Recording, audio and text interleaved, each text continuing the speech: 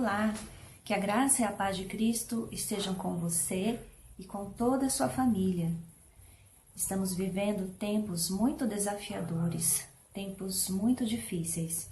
A Bíblia, há milênios atrás, já havia nos alertado sobre esses tempos. É possível que estejamos vivendo nos últimos dias e tudo o que foi profetizado nas Escrituras há de se cumprir. E muitas dessas profecias sobre o futuro também nos servem de alerta para o presente, para que analisemos a forma como estamos vivendo, para que aprendamos o caminho da prudência, para que sejamos sóbrios e vigilantes.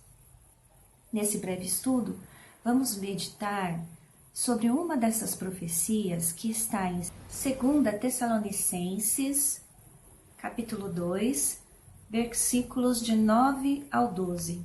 Ora, o aparecimento do iníquo é segundo a eficácia de Satanás, com todo o poder e sinais e prodígios da mentira, e com todo engano de injustiça aos que perecem, porque não acolheram o amor da verdade para serem salvos. É por esse motivo, pois, que Deus lhes manda a operação do erro, para darem crédito à mentira, a fim de serem julgados todos quantos não deram crédito à verdade.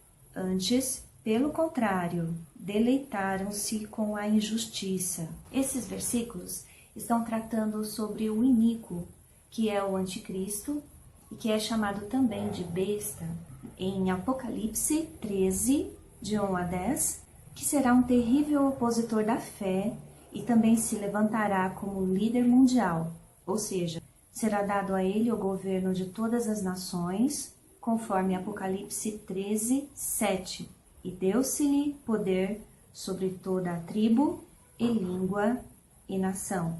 Os versos de 2 Tessalonicenses que acabamos de ler trazem alguns detalhes a respeito da vinda do anticristo que me chamaram muito a atenção. Um deles é o seguinte: o anticristo virá para um povo muito específico, para pessoas que possuem uma característica muito específica. São indivíduos que não acolheram o amor da verdade para serem salvos. É para esse tipo de pessoa que o anticristo virá. São pessoas que rejeitam a verdade, que decidiram não amar a verdade. A história da humanidade tem vários exemplos de pessoas que decidiram aborrecer a verdade e se apegaram à mentira. A Bíblia fala de exemplos assim e também nos mostram que o caminho de se aborrecer a verdade pode até trazer um período de satisfação, de sensação de vantagem, de alegria, conforto, mas o fim dele sempre será amargo. Por exemplo, foi a fé na mentira que levou Eva a comer do fruto proibido e a receber as consequências de seu erro. Foi a confiança no uso da mentira que levou Gease, servo de Eliseu, a ficar leproso. Foi também por amar mais a mentira que Ananias e Safira receberam a morte como recompensa. E hoje, será que existem muitas pessoas assim que preferem aborrecer a verdade? Será que o cenário para a vinda do anticristo já está pronto? Será que são promovidas muitas mentiras na mídia, nos noticiários, nas novelas, nos filmes, nas escolas, nas faculdades, na política, no trabalho, na igreja, na ciência? Será que existem muitas pessoas que preferem a mentira? E você é uma dessas pessoas? Mas o que é a verdade?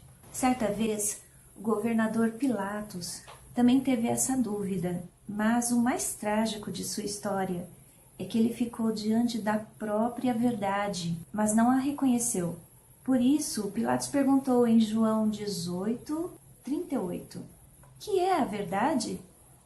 O que Pilatos ignorou e que nós não devemos ignorar é que a verdade é a manifestação do próprio Deus. É a manifestação de quem Ele é, seus atributos e suas leis. Ele é a fonte de toda a verdade. E Ele é a própria verdade. Ele é quem determina como todas as coisas devem ser, e Ele mesmo é para sempre o mesmo. Por isso, a verdade, por ser uma expressão do próprio Deus, é igualmente absoluta e imutável, e nos é revelada pelo Senhor de 3 formas diferentes. Primeiro, encontramos a verdade através da observação e análise de todas as coisas que foram criadas pelo Senhor, como está escrito em Romanos 1:20. As suas coisas invisíveis, desde a criação do mundo, tanto o seu eterno poder como a sua divindade, se entendem e claramente se veem pelas coisas que estão criadas, para que eles fiquem inexcusáveis. Quanto mais observamos o céu, a terra, o mar e todos os seres viventes, mais conhecemos a verdade sobre a existência de Deus e sobre como Ele é. E é uma evidência tão forte, tão palpável e acessível a todos os homens, que ninguém terá a desculpa de dizer que não teve a capacidade ou a oportunidade de conhecer a verdade. E o que essas pessoas que não acolhem o amor da verdade fazem com a verdade de Deus que se manifesta através de todas as coisas que foram criadas? Veja o que diz Romanos 1:25. Eles mudaram a verdade de Deus em mentira, adorando e servindo a criatura em lugar do Criador, o qual é bendito eternamente. Isto é, eles preferem adorar a criatura ao invés do Criador. Adoram homens e mulheres, adoram pedras e cristais, adoram vacas e ratos, como acontece lá na Índia. Adoram rios e árvores, adoram a si mesmos como senhores supremos de suas próprias vidas, etc. Eles se apegam às coisas criadas de uma maneira deturpada, mentirosa, atribuindo-lhes poderes que são prerrogativas só de Deus, e por isso acabam fazendo delas o seu próprio Deus. Existem também aqueles que, em nome de sua própria sabedoria, de sua falsa ciência, distorcem a verdade de Deus que é manifesta através da criação. É o que os amantes do evolucionismo fazem, por exemplo. Eles observam sim a natureza, as coisas que foram criadas por Deus, mas eles distorcem a verdade de seus achados a fim de tentar provar seus próprios anseios. As Escrituras nos alertam sobre esse tipo de profissional, de especialista da mentira, que já existia na época do apóstolo Paulo. Veja o que diz 1 Timóteo, capítulo 6, versículos 20 e 21. Guarda o depósito que te foi confiado, tendo horror aos clamores vãos e profanos e às oposições da falsamente chamada ciência, a qual, professando alguns, se desviaram da fé. Os adeptos da falsa ciência estão bem presentes nos dias de hoje, e uma das formas deles propagarem as suas mentiras é redefinindo palavras ou conceitos, de maneira que as pessoas às vezes nem percebem o que eles estão fazendo ou dizendo. Vou dar um exemplo muito simples que é fácil de você verificar. Todos nós sabemos que a gravidez se inicia na concepção, isto é, no exato momento em que o espermatozoide se une a um óvulo, tornando-se um embrião. A partir daí começa o milagre da vida, a criação de um novo ser humano. Logo, podemos dizer que a concepção é sinônimo de gravidez. Porém, os especialistas da falsa ciência redefiniram a palavra gravidez. Eles introduziram o conceito de que a gravidez se inicia apenas depois da nidação ou implantação, que é o momento em que o embrião se fixa no útero, o que geralmente ocorre uns 12 dias depois da concepção. Um dos beneficiados por essa distorção da verdade é a venda indiscriminada de anticoncepcionais hormonais. Sim, isso mesmo. Sabe aqueles anticoncepcionais hormonais que tantos especialistas dizem que não são abortivos? Eles dizem que não são abortivos porque redefiniram a palavra gravidez. Para eles, seu pequenino bebê de 5, 10 ou 12 dias não significa nada. É considerado apenas um aglomerado de células. Então, grave bem isso. O anticoncepcional hormonal serve também para abortar seu pequenino bebê que ainda não teve a chance de se fixar no útero.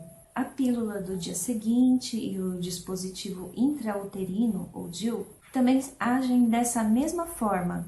Você pode verificar isso em muitos sites que promovem o uso desses tipos de anticoncepcionais e até mesmo nas bulas dos anticoncepcionais hormonais, geralmente vem a explicação que uma de suas ações no organismo é a de alterar a parede do útero ou endométrio, impedindo assim a implantação do embrião. Os que mudam a verdade de Deus em mentira preferem não ver a grande responsabilidade que eles têm ao manipularem a própria vida. Número 2. A verdade também se manifesta a nós mediante a palavra de Deus escrita, como está em João 17:17. Santifica-os na verdade. A tua palavra é a verdade.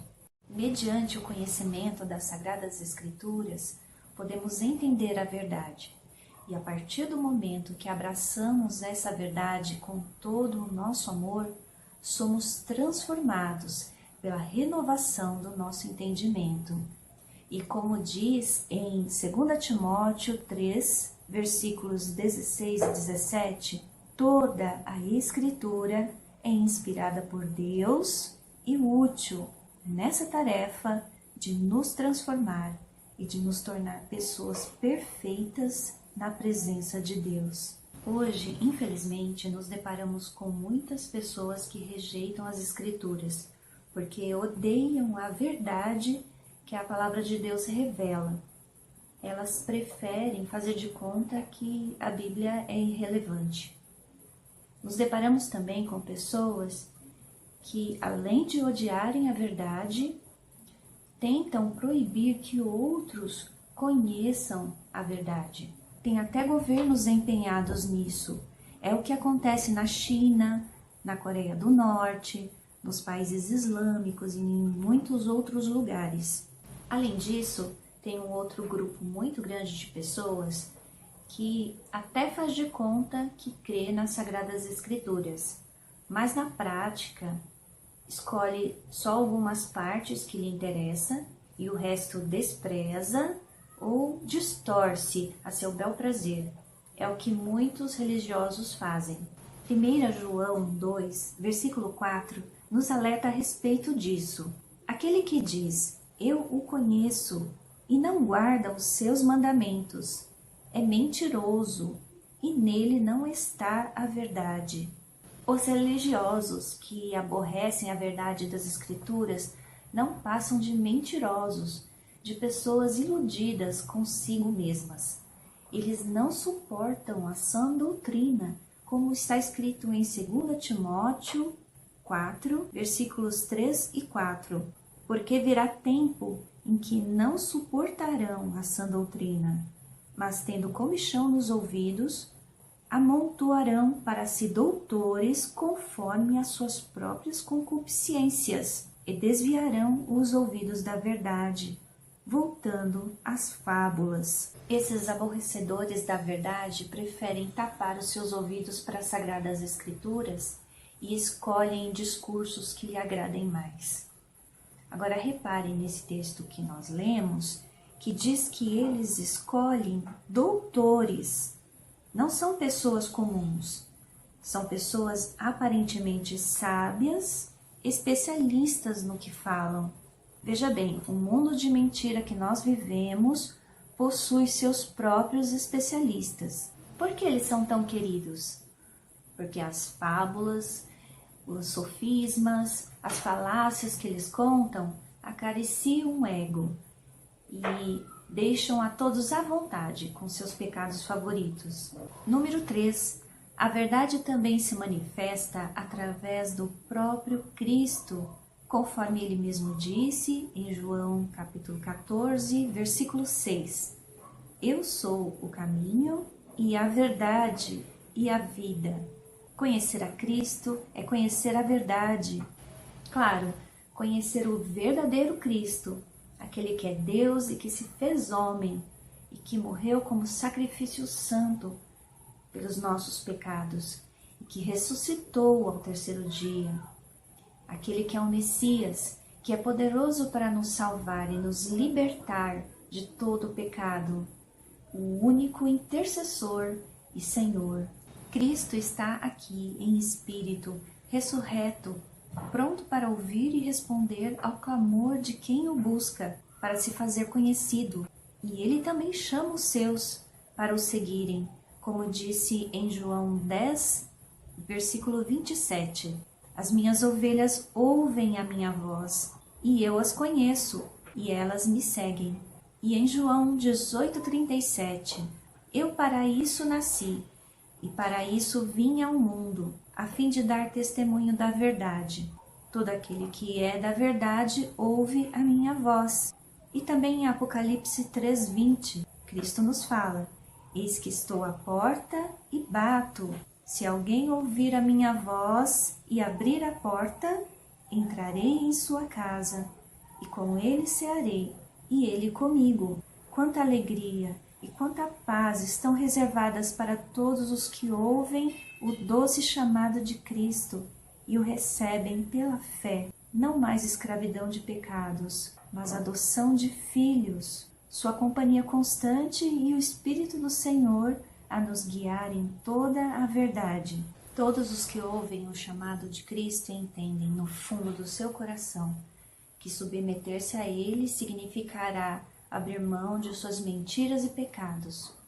Por isso tem aqueles que preferem fingir e dizer que Cristo nunca existiu, ou então negam a sua divindade e senhorio e tentam diminuí-lo a uma figura que não incomode os seus pecados preferidos.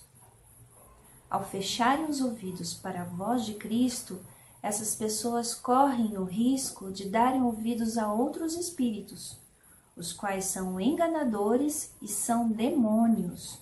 O Espírito expressamente diz, o Espírito de Deus diz, que nos últimos tempos apostatarão alguns da fé, dando ouvidos a espíritos enganadores e a doutrinas de demônios, pela hipocrisia de homens que falam mentiras, tendo cauterizada a sua própria consciência. 1 Timóteo 4, versículos 1 e 2. Os aborrecedores da verdade se contentam com a figura de um Cristo obscuro, calado ou esquecido no passado, porque eles já possuem um outro Senhor muito mais amado, o diabo. Como o Senhor Jesus disse certa vez em João 8, 42 ao 45, se Deus fosse o vosso Pai, certamente me amaríeis. Vós tendes por pai ao diabo, e quereis satisfazer os desejos de vosso pai, porque não há verdade nele. Quando ele profere mentira, fala do que lhe é próprio, porque ele é mentiroso e pai da mentira. Mas, porque vos digo a verdade, não me credes. Por isso, não acolher o amor da verdade significa também não amar o próprio Cristo, o qual só fala a verdade e é a própria verdade. Mas por que tantas pessoas preferem não acolher o amor da verdade? 2 Tessalonicenses nos dá a resposta. É porque essas pessoas se deleitaram com a injustiça. Injustiça tem a ver com tudo que é injusto, pecaminoso, atitudes e pensamentos contrários à vontade de Deus.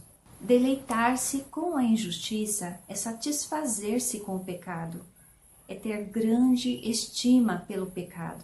E como existem pessoas assim hoje, que sentem prazer por serem pecadores, que proclamam abertamente o quanto sentem orgulho por seus pecados, que sentem prazer em mentir, que chamam o mal de bem e o bem de mal.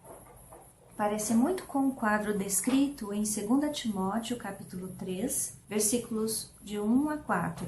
Nos últimos dias sobrevirão tempos trabalhosos, porque haverá homens amantes de si mesmos, avarentos, presunçosos, soberbos, blasfemos, desobedientes a pais e mães, ingratos, profanos, sem afeto natural, irreconciliáveis, caluniadores, incontinentes, cruéis, sem amor para com os bons, traidores, obstinados, orgulhosos, mais amigos dos deleites do que amigos de Deus. Os aborrecedores da verdade receberão o anticristo como seu senhor e serão ainda mais enganados e afundarão ainda mais em suas próprias injustiças e pecados, e depois disso receberão o devido julgamento de suas obras. É como se o Senhor dissesse para essas pessoas: já que vocês preferiram a mentira, preferiram enganar e se enganar, então eu vou permitir que venha ainda mais engano sobre vocês, e por causa disso venha mais julgamento sobre vocês. Como está escrito em Romanos 1:18, porque do céu se manifesta a ira de Deus sobre toda a impiedade e injustiça dos homens, que detêm a verdade em injustiça. Não há um só lugar que não esteja sofrendo com algum tipo de influência daqueles que odeiam a verdade, daqueles que se deleitam com a injustiça. Por causa dessa forte influência, a igreja precisa estar atenta e precisa se precaver. Só existe uma maneira de fazer isso: amando a verdade, essa verdade que tem sido revelada para nós de tantas formas. Que possamos dizer como o salmista em Salmo 119, 167: a minha alma tem observado os teus testemunhos, amo-os excessivamente. Esse é o caminho. Ame a verdade, ame aquele que é a verdade. Lembra do primeiro mandamento? Amarás, pois, ao Senhor teu Deus de todo o teu coração e de toda a tua alma e de todo o teu entendimento e de todas as tuas forças. Marcos 12:30. Que nossas palavras e ações sejam guiadas pela verdade, sem hipocrisia. Que o nosso grande Deus e Salvador nos ajude nisso e nos abençoe com a capacidade de entendermos a sua vontade e de amá-lo sempre. Um beijo e até uma próxima!